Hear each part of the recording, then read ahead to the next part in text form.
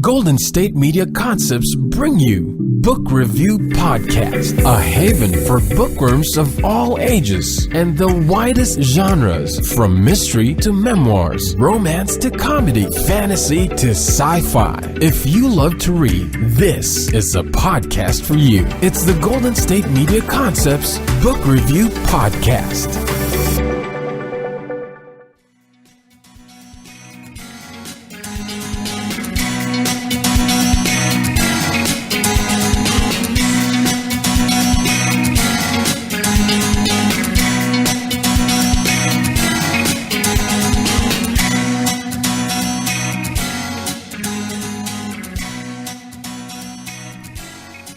Hello and welcome to the GSMC Book Review Podcast, brought to you by the GSMC Podcast Network. I am your host, Sarah, and I am happy to be with you on this Tuesday to bring you another author interview. I had a really lovely conversation with author JB Jamison about his Emily Graham series. They are thrillers. They are loaded with action, adventure, conspiracy. They're definitely one phrase that JB says throughout the interview is "what if," and you really get that sense when you're reading through these books. What if? What if this were to happen? What if that actually did happen? They're page turners in that they're going to keep you thinking about a lot of things that you might not even want to be thinking about because they could actually happen. So what if? Let me go ahead and give you the description from the first book, which is called Disruption. In the midnight darkness north of New Orleans, the towboat's routine trip up the Mississippi River becomes something far more deadly. Captain Charlie Graff is suddenly thrust into the middle of one of the most twisted domestic terrorist plots ever conceived. He has to use his skill as captain to protect his crew, his boat, his river, and his country. But he is not alone. On land, already overwhelmed FBI agent Emily Graham finds herself thrust into the role of leading the pursuit of the terrorists. Her journey leads to the dead ends and dead witnesses. She discovers her trust in her team members is wrong, the terrorists are not who they say they are, and that the people who actually initiated the attack don't exist. This tense, fast-paced thriller is a 1,000-mile journey with more twists and turns than the river that carries it. A story that begins and ends with betrayal. Betrayal that has but one goal: disruption. And twists and turns is definitely a good way to describe this book in particular, because every time you think you're going in one direction, something comes in and you realize, nope, we're going in a different direction. There's a lot of things that you might not see coming. There's a lot of things that just come out of feels like nowhere until later when things get explained. It's a really interestingly put together story, and it's a thriller. It's a little bit dark. It's not got the happiest of subject matters. When you hear the interview, John is really engaging and he's got a great sense of humor. This isn't a comedy. The book is not a comedy, but you can still get John's sense of humor through the book. There's just little hints of sarcasm or sometimes snark. You can get little glimmers of that sense of humor that come through, and that really makes the book more human and the characters more likable, because there are those little bright spots of humor. Never inappropriate humor, but just those bits of humor that pop through as you are going through this crazy scenario of what if. So let's go ahead now and turn to the interview with John so you can hear what he has to say about the Emily Graham series.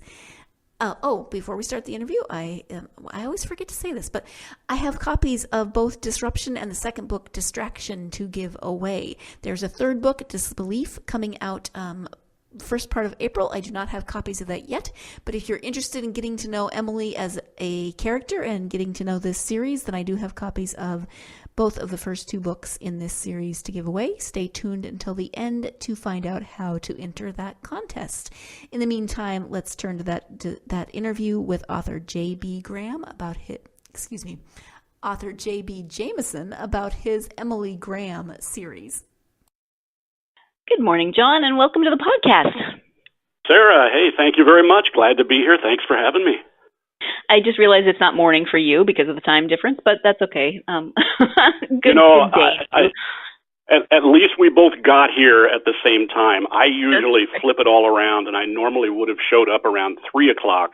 But so, yeah, we're here. We made it. Time zones and I have issues. I understand. Well, besides your issues with time zones, we are here to talk about your Emily Graham series. And before we get to the book, I would love for the listeners to get to know you a little bit. So if you could share a bit about your life, that would be great.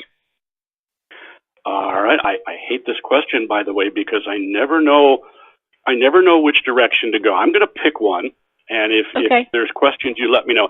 I came from a small river town in Illinois, 5,000 people. It's in the middle of nowhere. You either were on the river with jobs or the railroad. That was about it. Then there was that group of people who did things like, the mayor and that, but we didn't pay much attention to those folks. Mm-hmm. My father's side of the family was all river folks, all people working on towboats and stuff. For up until about 5 years ago, I was the only male on my dad's side of the family that did not go to work on the river. I was the freak that went to college. I still pay a price for that at family reunions. My mother's side was all railroaders, and anybody familiar with them know that riverboaters and railroaders they're both in the transportation business. They're competitors. They don't get along. So family get-togethers that's where I first got really intrigued with the idea of stories, because if we could get everybody telling stories, they kind of got into this competitive thing and quit arguing. So that's when I first started thinking, hey, there's power in stories. So I grew up there, went to college, ended up spending the first 20-some years of my career as a United Methodist minister. I was a pastor in churches, but most of my time during seminary, I also trained as a pastoral counselor, took courses in pastoral psychotherapy, all that kind of stuff.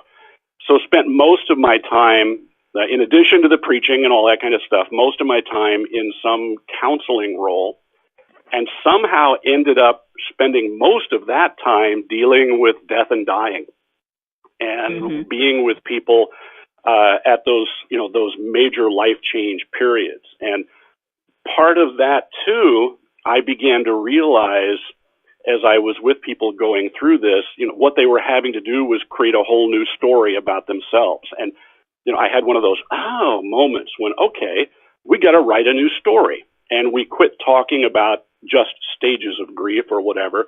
And we started imagining, what if, or what, Anyway, that led into kind of one of those moments where I wondered why some people had those tragic life experiences, but ended up eventually coming through them, and others had the same type of experience and just stayed there. They got stuck. And I started to figure out, at least to my satisfaction, that the people who were able to rewrite a story were the people who were able to learn. They were able to relearn and learn new things. Those who got stuck were kind of like my folks who were the learned. They had everything figured out. The idea of learning or changing, no. So they got stuck. So then I got all interested in, learning, education. After 22, 23 years, I changed careers, went back to school, got another graduate degree, and went into education. My second week of being at the college getting my degree, I was asked to come to a meeting with the president and a bunch of faculty. I also had some technology background just from messing around. I was asked to come to a meeting and kind of referee this group of very angry faculty members who were upset because these students today won't pay attention, they won't read, they won't listen, all they want to do is play games. I found myself in that meeting doing counseling again, the same thing.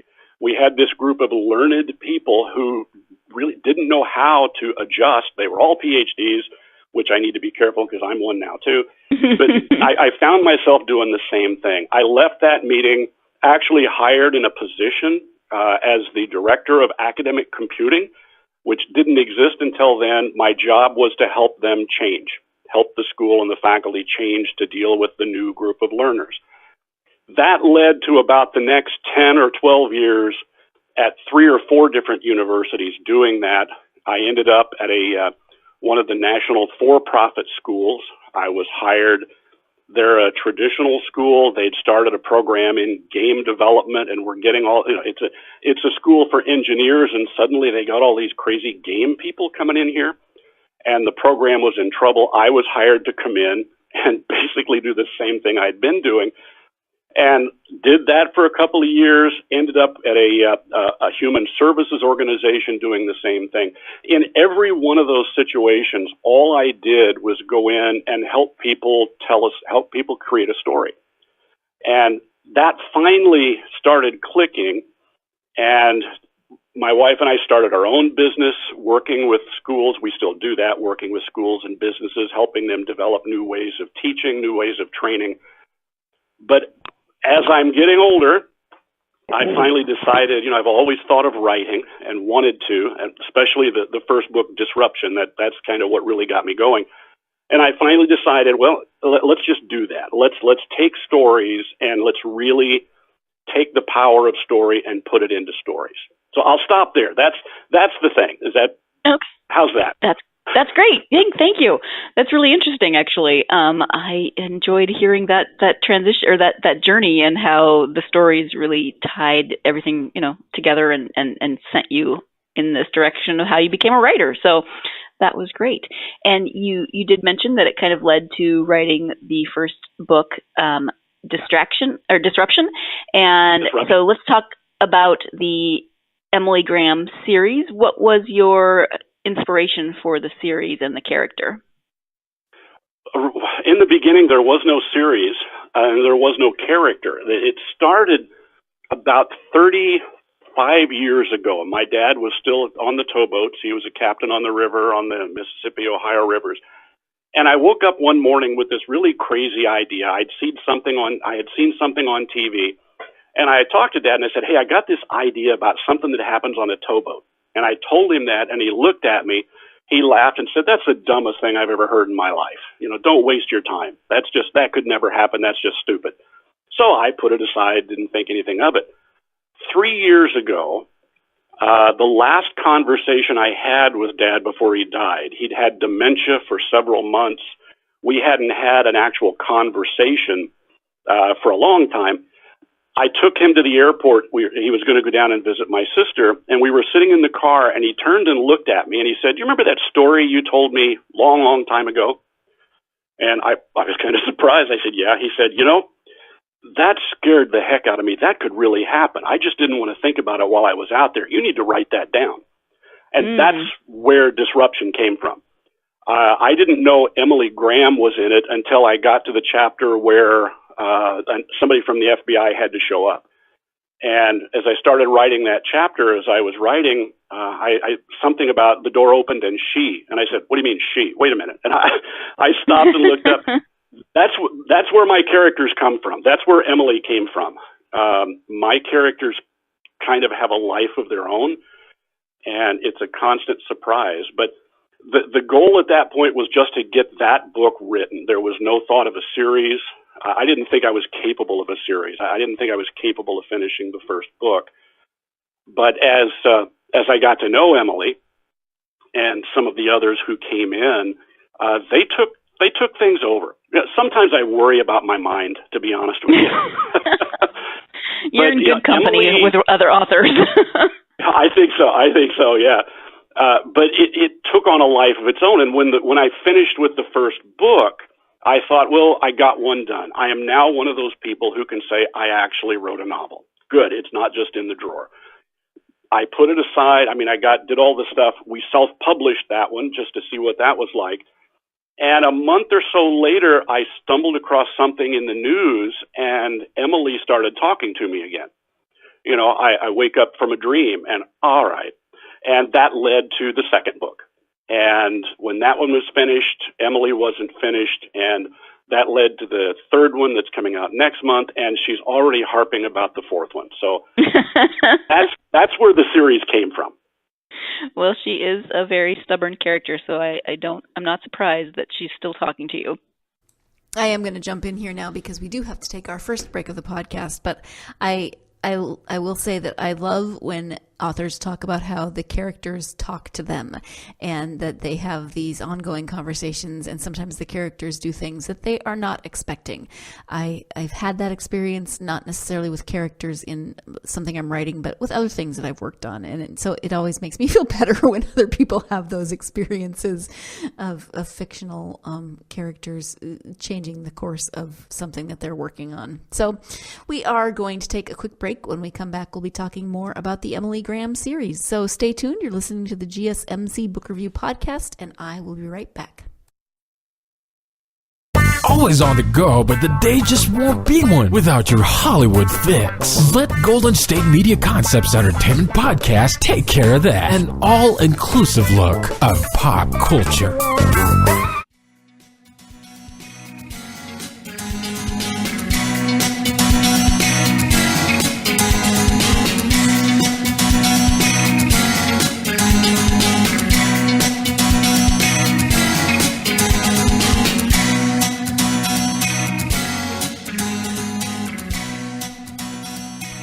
Welcome back to the GSMC Book Review Podcast. We are talking today with author JB Jamison about his Emily Graham series. At the beginning of the episode, I gave you the description of the first book in the series, Disruption. Before we continue with the interview, I want to go ahead and give you the description of the second book, Distraction. There have always been people warning us that technology could not be trusted. Someone might use it against us, they said. Someone might find a way to take the things we have created to serve us and use them as a way to destroy us, they said. Today, it looks like those people may have been right. A small group of men with power to do anything they desire has chosen to use that power to make their empires even larger. After 10 years of preparation, the attacks begin. But something goes wrong.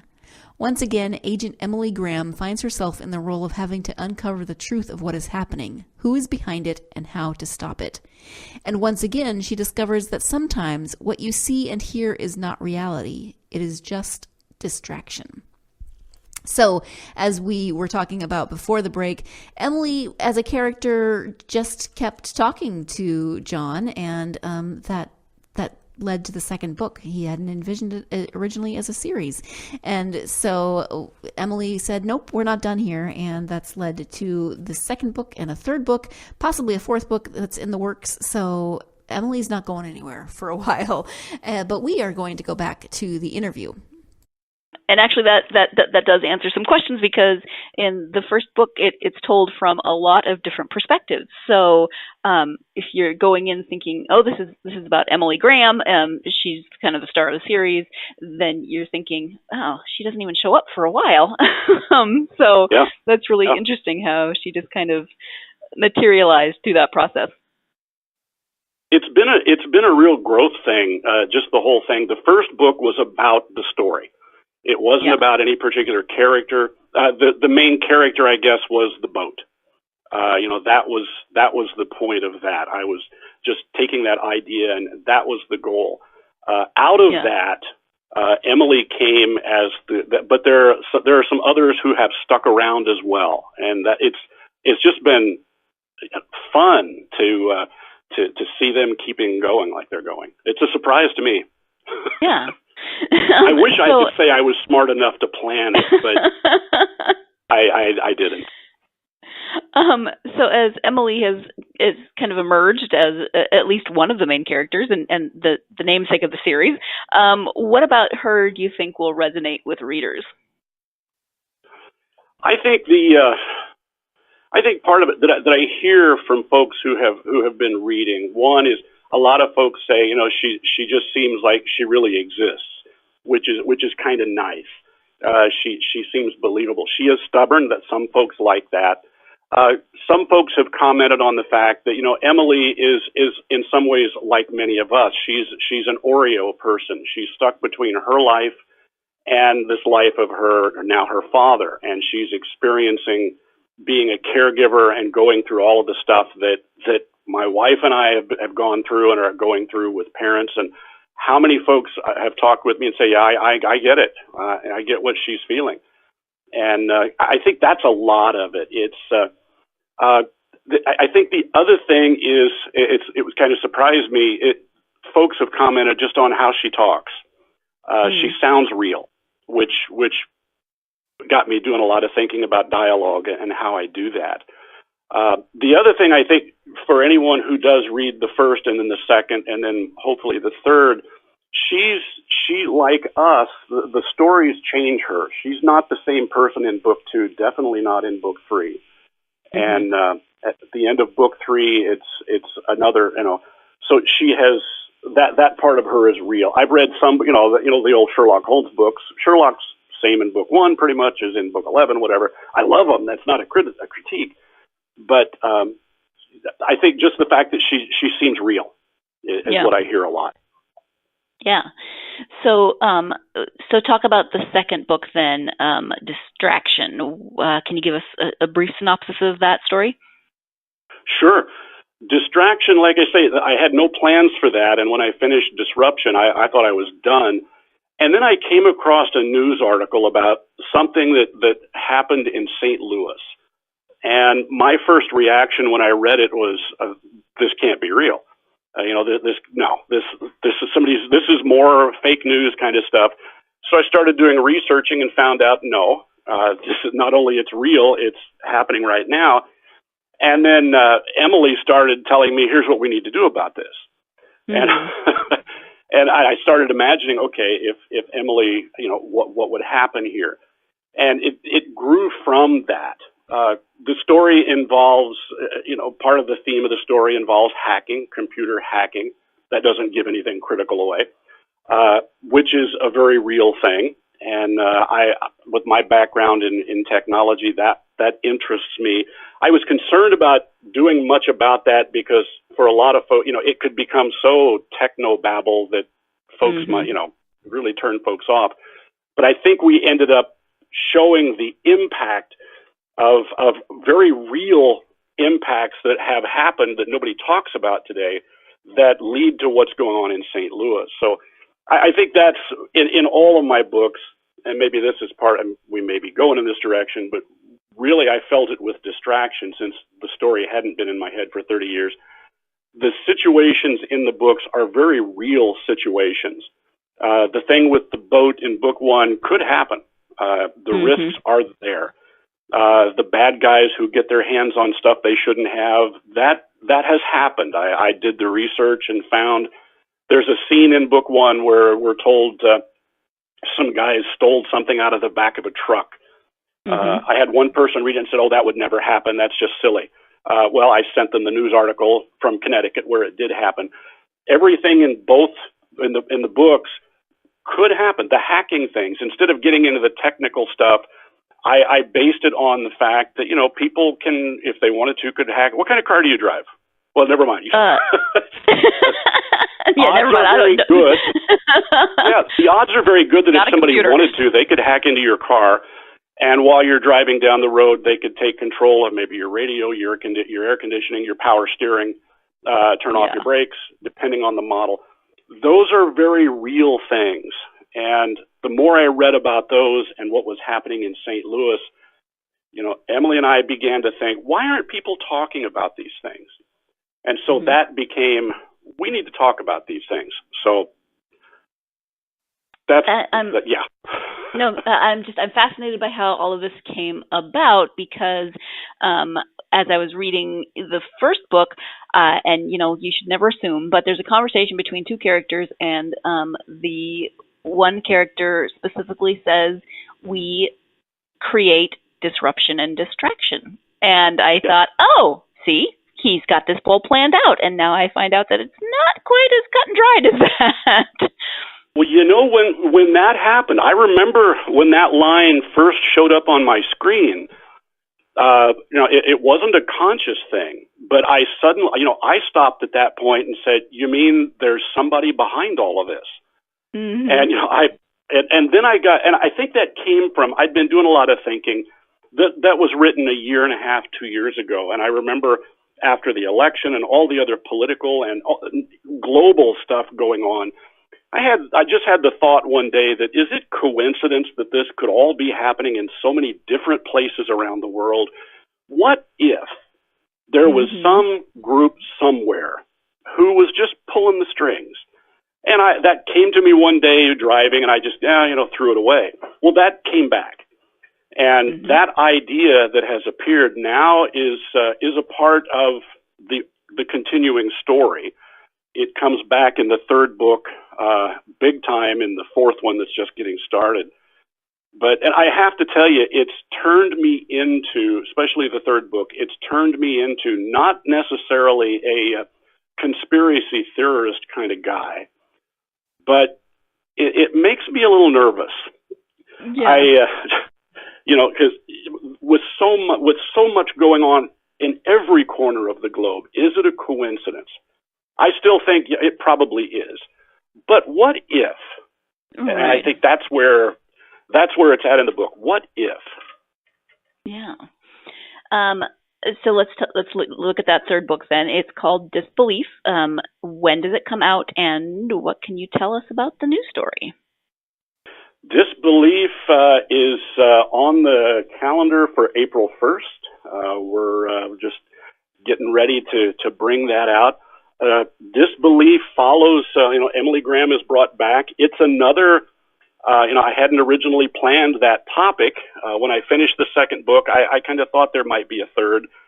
But this one, one day, I came across an article, I think it was the New York Times, about a politician in our country and in another country. And I was looking at some of the things they had written and said, and I had to stop and go, really? This is real?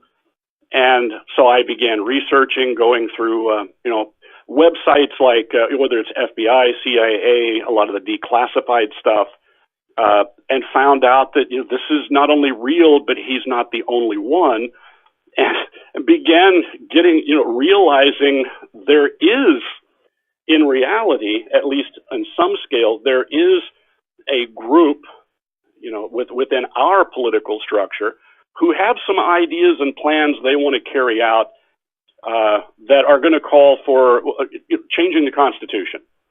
And they even know how to do that, and they're in the process. And so, again, I'm sounding like one of those people I laugh at when I hear them on the radio. But, these are documented pieces, and the politician that I stumbled across, he admits this. He says, absolutely, that's what I'm doing. That's why I'm here. That's what we need to be doing. And for him and for others, it turns out to be he wants to bring about changes that are in line with his core personal beliefs. That got me thinking. Emily Graham is a strong-willed person, a determined woman. She has her beliefs. What would happen if somebody else basically said, no, you're not going to follow your beliefs anymore. You're going to follow our beliefs. And that's the framework that led to Disbelief. That's the core that's behind it. How it unfolds, I learned things that, Okay. I was going to ask you if you have a set number of books in mind for the series, but it sounds like they wouldn't let you stick to that plan anyway. I don't. I think there will be, there will be 4. The next, I don't know if there'll be. I've got other things I want to do as well. I have a whole other series that is sitting here that I'd like to do. So I really don't know. It'll be fun to find out. Before we find out, though, we are going to take our second break of the podcast. When we come back, we will be taking a different direction and talking about something called a squirt lock. You definitely want to find out what that word actually means. So stay tuned. You're listening to the GSMC Book Review Podcast, and I will be right back. Tired of searching the vast jungle of podcasts? Now listen close and hear this out. There's a podcast network that covers just about everything that you've been searching. Hey! The Golden State Media Concepts Podcast Network is here. Nothing less than a podcast bliss with endless hours of podcast coverage. From news, sports, music, fashion, cooking, entertainment, fantasy, football, and so much more. So stop lurking around and go straight out to the Golden State Media Concepts Podcast Network. Guaranteed to fill that podcast itch. Whatever it may be. Visit us at www.gsmcpodcast.com. Follow us on Facebook and Twitter, and download us on iTunes, SoundCloud, and Google Play.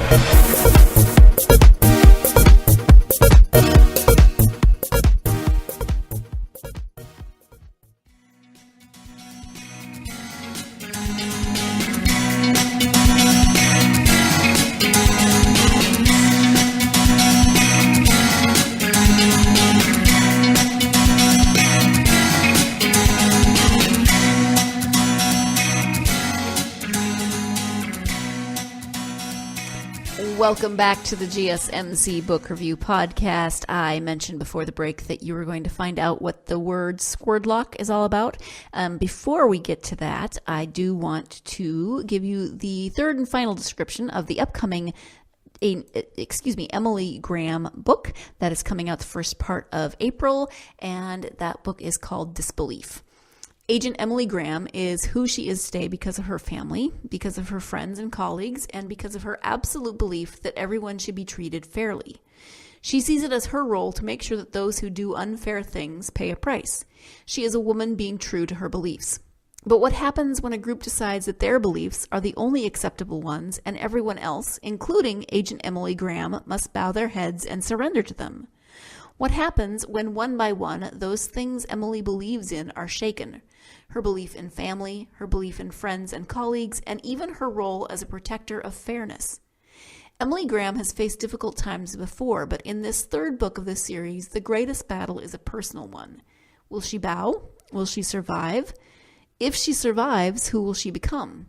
In this third battle with a powerful enemy, Emily Graham is faced with completely redefining her life as she finds herself living in a world of disbelief. So that is the description of the upcoming third Emily Graham book, Disbelief. Sounds very intriguing. Sounds like a lot more what-ifs are going to come into play. But I did promise you squirtlocks, so let's go back to that interview, and you can find out what the heck I am talking about with that crazy word. In the meantime, though, when Emily's not yammering at you for a new story, you do write children's books under the name of Pops Jamison, and your grandkids call you Pops. So talk about your children's books a little bit. Yeah, that's a totally different mindset, but the goal is the same. For the adult fiction, the whole idea above everything else is just to tell a good story. Because a good story gives us a chance. My goal is to create an experience for the reader, something emotional to get them away, something else to think about. It's the same thing for the kids. I've written children's things for many years, things that we've used in schools and others. Finally decided to turn some of them into books, and I've been watching our two grandkids, and, kids early on are the greatest storytellers in the world. They, and guess what, and guess what, and then, and it's just marvelous. I noticed as they get older, for our grandson, I think it was second grade, I began to notice that magic was dimming a little bit. He was the same kid, but he was being educated and structured, and taught that, stories are fine, but, mathematical tables, multiplication, those, and I noticed that the light in his eyes was changing. I'm not mashing education. That's not my point. But I started looking at things he was reading, and it's the same for our granddaughter who's just getting to that point. I was looking at the things that he was reading, and they're good books, a lot of the modern stuff, but most all of them, in addition to being good story, had some type of a lesson. There was something to be taken away. When I write children's stories, I've gone to author things, and people say, "So what's the point? What's the moral? What's the whatever?" Well, I can just tell you there aren't any to my stories. The series I'm doing with the children's right now is about the squirtlock. The squirtlock is a character that 40 years ago, I hate to say that, I was sitting in a rocking chair holding my daughter, who was, I think, it was 38 years ago because she was 2. We were sitting in a rocking chair in the middle of the night. She was sick and just feeling miserable. We had done everything else, and just sitting there rocking, I made up a song. I started humming and then started adding words to it. And the words were about this creature called a squirdlock. I don't know where it came from. Wish I had a squirdlock, a funny-looking dog, ears just like an elephant, a nose just like a hog. And it went on, and that story the squirdlock has been a part of our family forever. The squirdlock, when you do something really stupid, you look at somebody and go, oh, you squirdlock. Well, a couple of years ago, we were talking to the grandkids about the squirdlock. I had tried drawing a picture of the squirdlock before. I had actually had illustrators help. We were going to create a picture of the squirdlock, and it just didn't work. And I tried writing, and it just didn't work. So we were with the grandkids down there one day, and Emily said, what does he look like? So I got a piece of paper and a pencil, and I just started scribbling. I am not an artist. But I said, okay, ears like an elephant, and nose like a hog, all that. And I got it done. It was pitiful. And I said, well, it's kind of like this, but not really. And then I heard the squirdlock say, hey, you forgot my shoes. So, okay. So I drew shoes on it, and the squirdlock said, well, what about some color? So we got watercolors, and we colored in the squirdlock, and I'm no artist. The paint was lousy. It bled around the edges. There were pencil marks showing. And then the squirdlock said, so now are you going to write my book or what? And this is how it happens. I told you I worry about my mind sometimes. That was the origins of the squirdlock. The first book was Meet the Squirdlock, which basically tells the story of where he comes from. I got with illustrators to have it done right, and it just didn't work. I ended up using my own art as the illustrator, and again, I am no artist, but overall, it made sense. And what I tell people for these, first of all, I write them not to teach a lesson. I write them not to create, not to win the New York Times bestseller list as great literature, but I write them as an excuse to curl up on the sofa or in a recliner with your early reader and just laugh together. That's why I do it.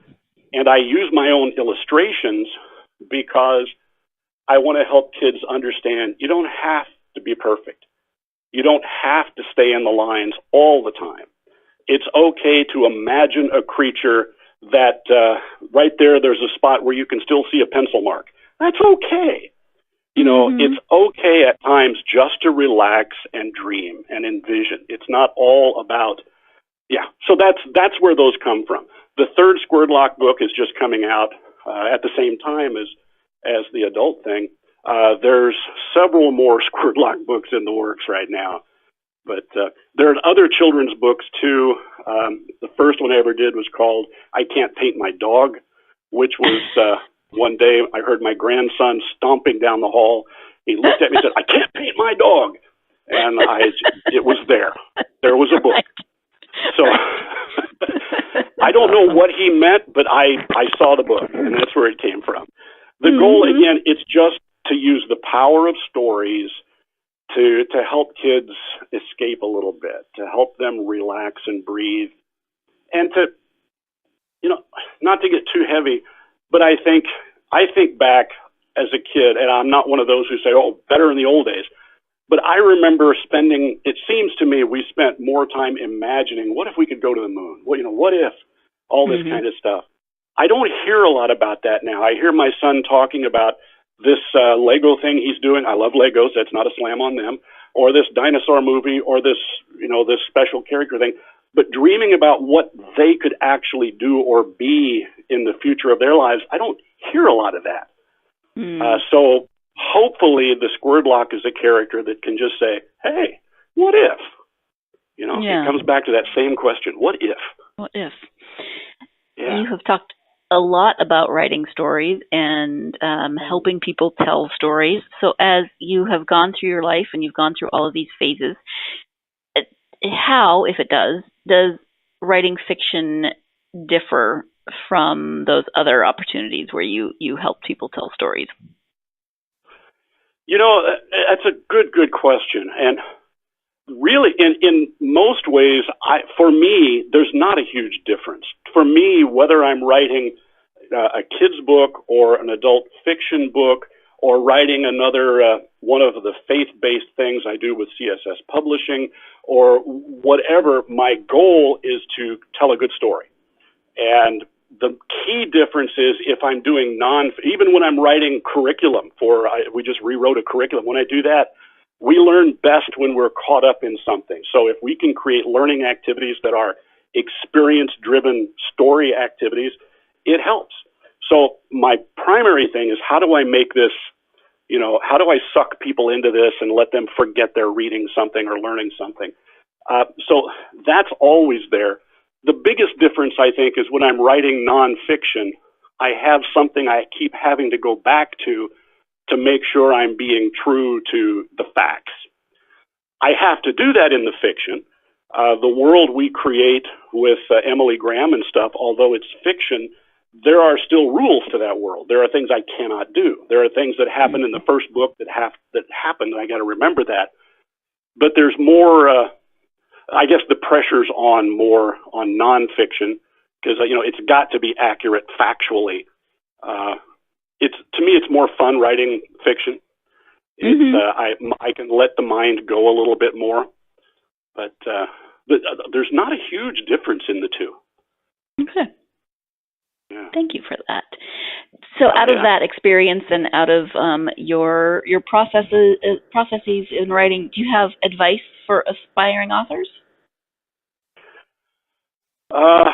There is so much advice out there. I sat down, I did a presentation a month ago for a writers club, and I sat down, just went to Amazon and found 173 books on how to write a story. And those were the free ones. That's not the cost ones. There's so much out there. For me, in my experience, I think a couple of things kind of for me, the biggest thing that made a difference was figure out for yourself, why are you writing in the first place? Why are you doing this? It made a huge difference for me. When I finally decided after Dad's comment that I was going to write Disruption, I sat down and said, okay, how do you write a novel? And I started thinking about this. And I read that, make sure you don't do this or you'll get bad reviews. And if you get more than 10 bad reviews, then Amazon's going to do this. And you've got to include this because you've got to get at least 20 reviews. And I just sat there going, holy cow. And then I read this book and listened to this thing.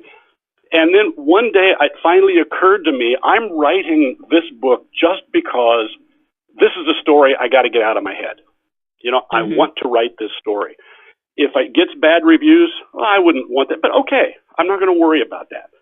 So when I finally decided or realized why I was writing, it changed the experience for me. Things I was worried about, I didn't worry about anymore. It was freeing. As I worked on the other things, some of the things I'm writing, the things I do with the traditional publisher, I'm writing it to make them happy, to meet the requirements of their market and so forth. So that changes how I approach it and what I need to worry about and pay attention to. But I see so many folks who, what they really want to do is just write these stories for their families or whatever, but they spend so much time worrying like I did. So the first thing is, why are you doing this? If you're doing it just to write, then just write. Don't worry about it. Don't worry about all of the commas. Take care of those later. But just, why are you doing it? If you can answer that, it makes a huge difference. If the reason you're writing it is because you want to get rich, well, we need to talk about that. It could happen, but I don't know that that's a reason to spend the hours, unless you're going to do it for a long time, but whatever. But the first thing to me is, why are you writing? The second thing to me is just sit down and write. When I started out, after I decided to write, I read something from James Patterson who, outline everything, full outline, every chapter and a paragraph for each chapter. And I went, oh, okay. I tried that. Oh my goodness. That did not work for me. I read others with all of these things you should and shouldn't do. And I finally, I just sat down and started writing. I quit thinking and I just sat down and started writing, and Emily showed up and the others showed up, and later I could come back and worry about turning all that into a book. But if you want to write, the secret is just write. Write it, let people look at it, suck up the ego, listen to what they have to say. You don't have to agree with it or do it, but listen. You will learn. I just got, for the next book, I just got notes back from my pre-readers, and they found some things that, cool, so a couple of them could have bruised the ego. But no, so I get it to other people. The main thing, though, is just write. I get with so many people in groups that I want to write one of these days. I want to be a writer. And so what have you written? Well, right now I'm reading this and this. I wonder how many authors there are out there that spend their time reading about writing but never write. Huh. Mm-hmm. That'd be interesting. There's a bunch of them. I was one for a long, long time. Yeah. But every author is different. Every writer is different. I've read people that say if you're not writing, 10,000 words a day, you're not a real author. Stephen King, whatever you think of Stephen King, he's got his process every day, even Christmas. He's going to spend time writing. Okay, if that works, fine. If that doesn't work for you, doesn't mean a thing. Just write. Seems like really good advice to me. We are going to take our final break of the podcast, and when we come back, we will have the conclusion of this interview with JB Jamison. So stay tuned. You're listening to the GSMC Book Review Podcast, and I will be right back. Golden State Media Concepts bring you the Bible Study Podcast. Reflect and journey the Bible as together we study God's Word and be inspired. Bible study made fun and informative for all ages. It's the Golden State Media Concepts Bible Study Podcast.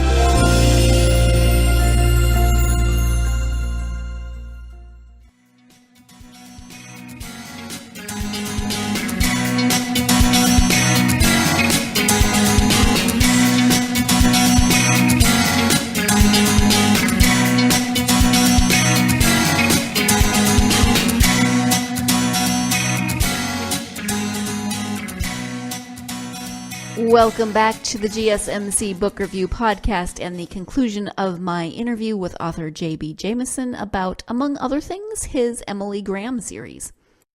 I want to kind of backtrack a little bit, talking about another thing that you've written, which is on your website. You have a serial.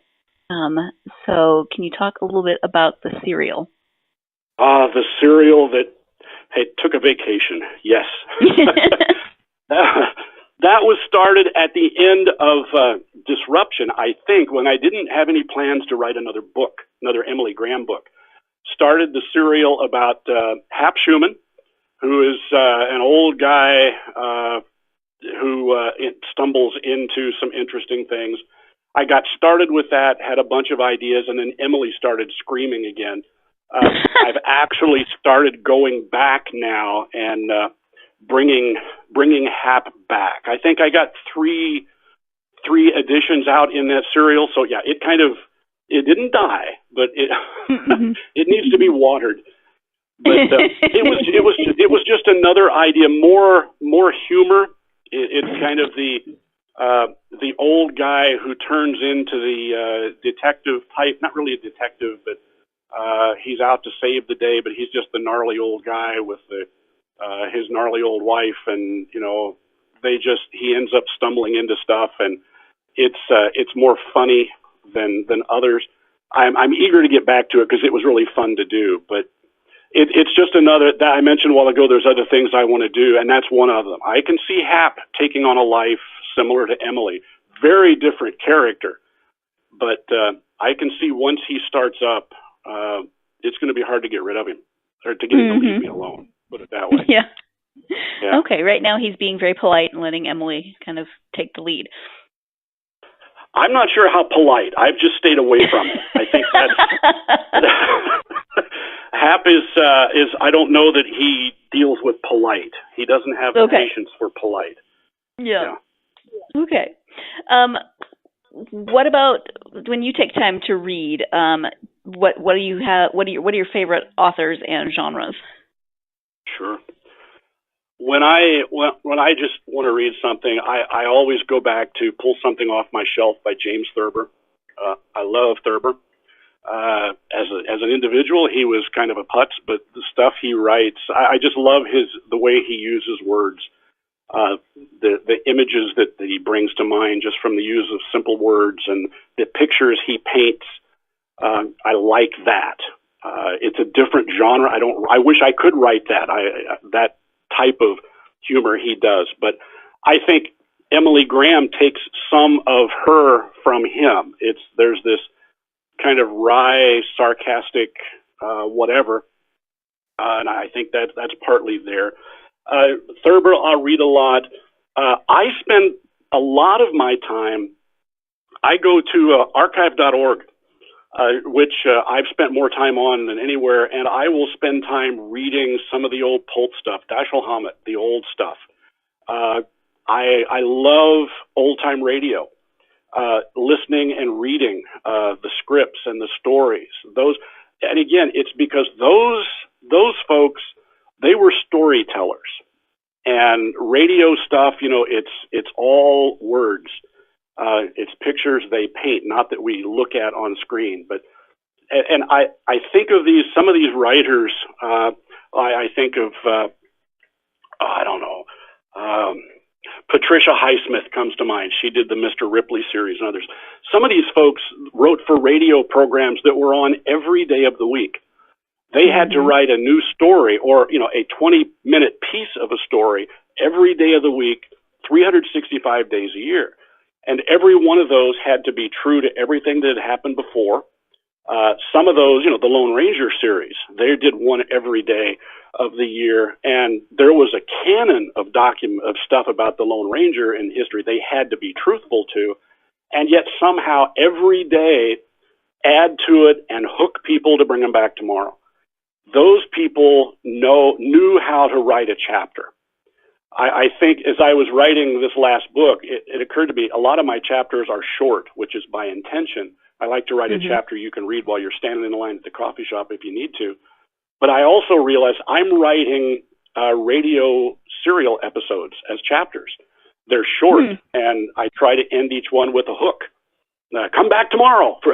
Yeah. But those folks, I've read a lot. I've taken classes on writing stories, how to do this. I've learned more about storytelling and story writing from those old-time radio people, the folks who wrote the old pulp novels that are all available free on archive.org.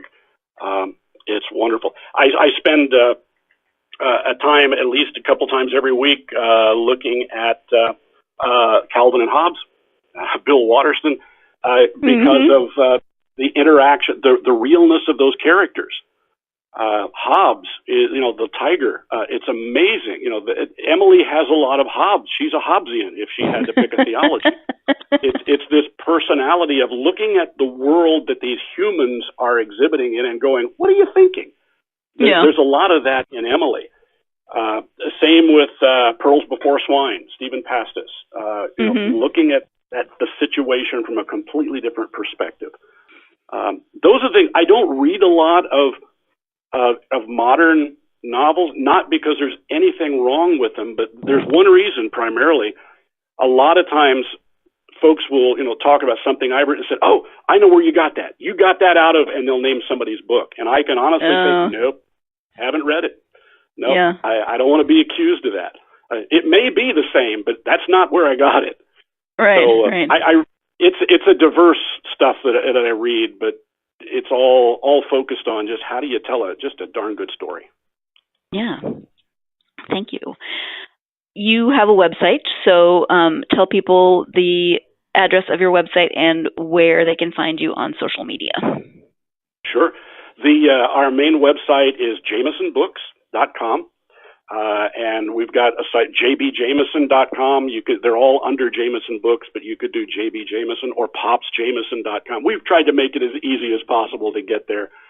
I am not always the best at keeping the site the most exciting. That's part of the challenge of the self-publishing side of things, which is something I'm still learning. That's probably worth a whole other conversation someday. But we have our website. We're on Facebook at Jamison Books on Facebook. We're on Goodreads. You'll find us there. Of course, Amazon Kindle, the other places like that.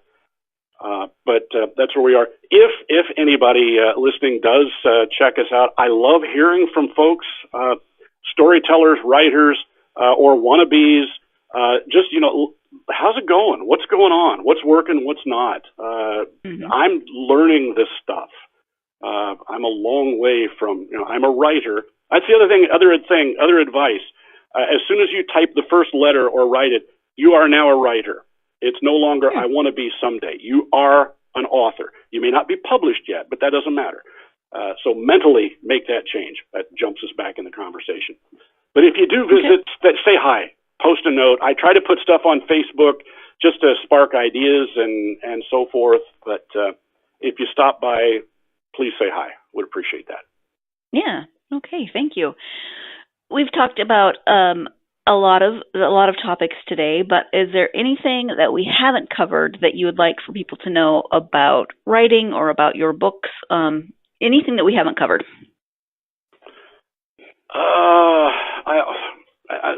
Let me just say two things at the end. I think the phrase I use a lot, again, with the style of writing that we do, especially for the adult fiction, is the type of stuff, it's only fiction until it happens. The stuff that I write is fiction, but it's all based on stuff that either has happened or has been proven to be possible. And when that first got my real attention is while I was still writing Disruption. I was writing about the FBI when Emily showed up. I didn't know much about the FBI, so I started trying to get in touch with someone at the FBI just to get with them and learn from them. That took a while. Nobody wanted to talk to me.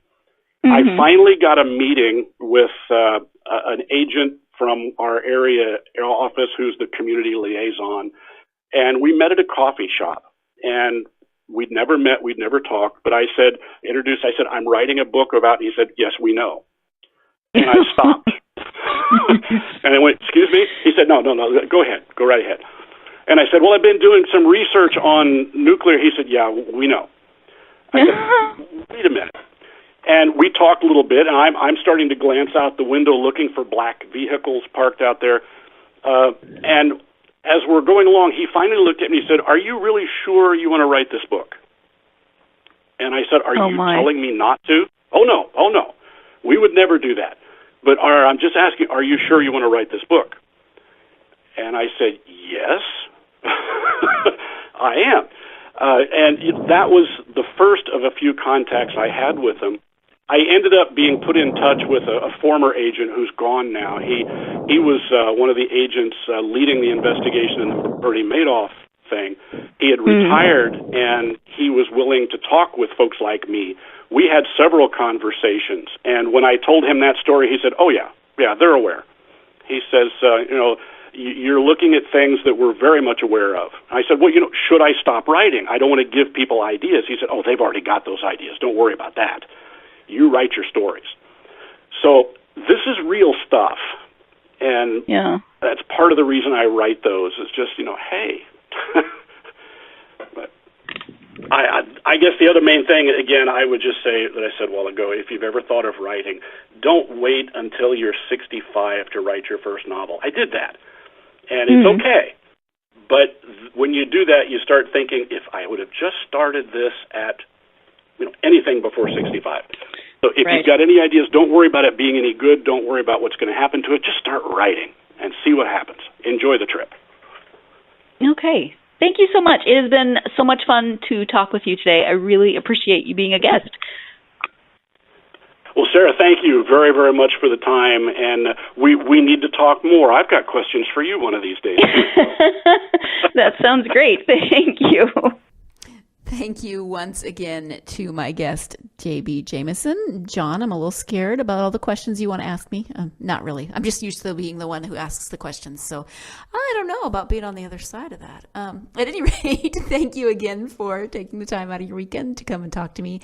Thank you, as always, my listeners, for joining me on this podcast journey of books and authors and all of that wonderful stuff. If you are interested in learning more about Emily Graham and finding out about all of the what ifs, as I mentioned at the beginning of the podcast, I do have copies of both Disruption and Distraction to give away. So you can jump into the Emily Graham series before Disbelief comes out in a few weeks. It's very easy to enter the giveaway. All you have to do is go to our GSMC book review social media pages. Those links are in the show description. Facebook, Twitter, or Instagram, and comment on this post. Episode 146, interview with JB Jamison. That's it. Just comment and you'll automatically be entered to win a copy of either Disruption or Distraction. And you can jump into the Emily Graham series. Thank you once again for joining me. I hope you will join me again on Thursday. I realized when I did the Ireland episode last week that there was something that I wanted to talk about that wouldn't quite fit into that episode and needed its own. You're going to have to join me on Thursday to find out what that is. So join me again on Thursday, and in the meantime, get out there and get yourself lost in a good book. Thanks. You've been listening to the Golden State Media Concepts Book Review Podcast, part of the Golden State Media Concepts Podcast Network. You can find this show and others like it at www.gsmcpodcast.com. Download our podcast on iTunes, Stitcher, SoundCloud, and Google Play. Just type in GSMC to find all the shows from the Golden State Media Concepts Podcast Network, from movies to music, from sports to entertainment, and even weird news. You can also follow us on Twitter and on Facebook. Thank you, and we hope you have enjoyed today's program.